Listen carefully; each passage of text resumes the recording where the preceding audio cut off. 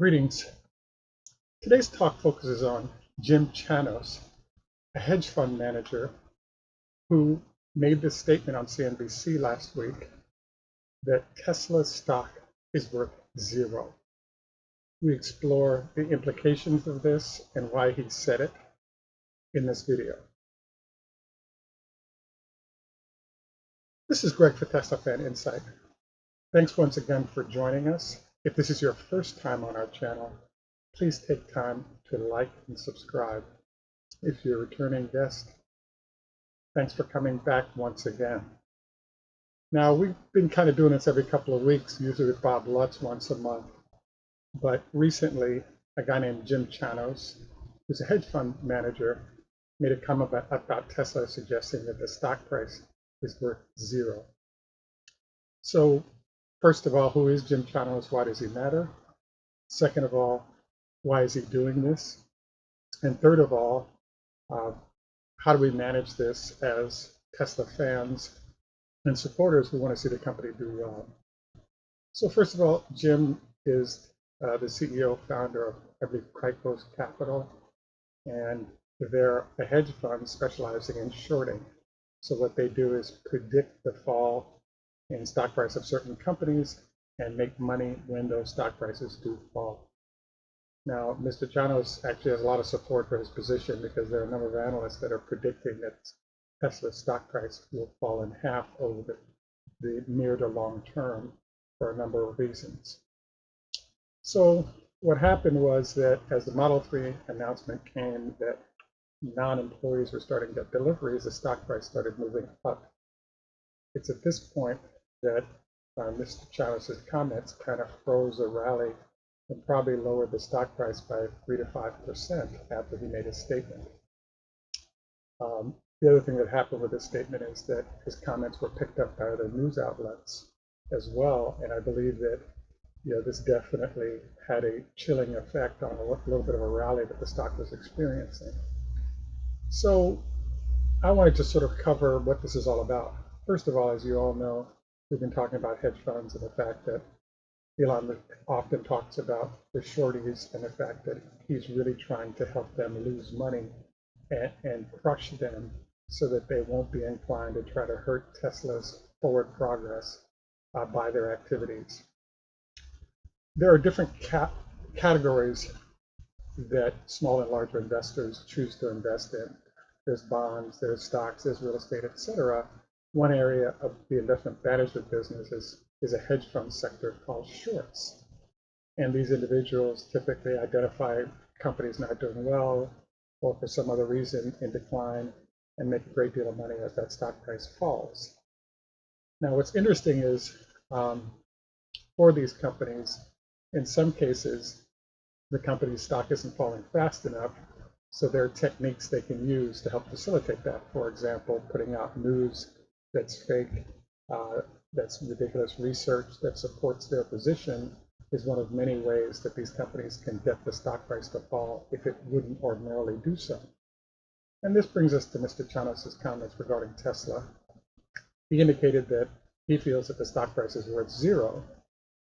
He presented, from what I can tell, two basic arguments. One was he pointed out that Tesla's CEO has difficulty with the truth. His second argument was that not only did Elon Musk have difficulty with the truth, but he just returned from Detroit, where one of the senior executives of a big auto company had indicated to me that they're actually ahead of Tesla when it comes to autonomous vehicles. In the case of the autonomous vehicle comment, I actually have to agree, because when Mobileye was gotten rid of by Tesla, it put them in a bad position relative to competitors in the autonomous space, because Mobileye has 90% of the auto companies working with them. They have the difficulty of trying to replicate all the data from those vehicles when you're only selling 100,000 to 200,000 vehicles a year. So while Tesla has better technology in terms of number of sensors and cameras, they are behind when it comes to the number of raw vehicles that are collecting data on behalf of the main sort of data collector. So I bring all this up, to sort of enter our second stage, which is how are these two items substantive reasons why Tesla's stock price is where it's zero? The answer is it doesn't make any sense. What's interesting to me is there are a lot of investors, especially cautious, patient investors like institutions, where they go through a process of investing where if a negative comment is made, they will stop everything, find out if the comment is true, and then start rebuying the stock. So in Tesla's case, I think this is what happened here. And Mr. Chanos has an opportunity to lose a lot of money if Tesla's stock price continues to rise.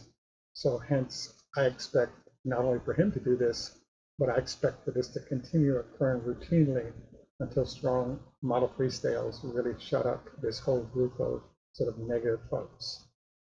Now, another question that comes up is, why is it with CNBC that if people have positive comments about Tesla, they have very short time on the channel? If they have negative comments about Tesla, they actually get very long opportunities to be opposed by an uninformed journalist about investing and Tesla.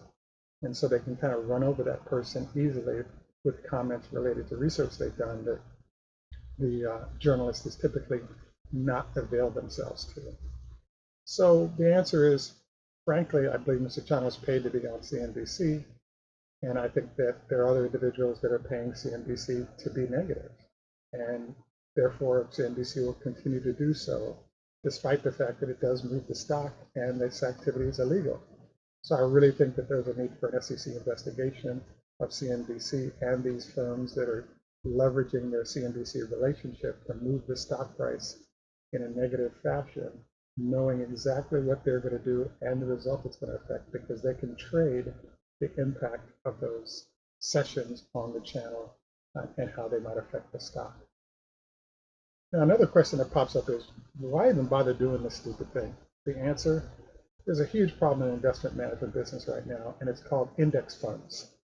An index fund is a manner in which people can invest and they just ride what the market is doing, and folks have been getting excellent returns for quite a long ways in that, hence Vanguard and others have been doing extremely well.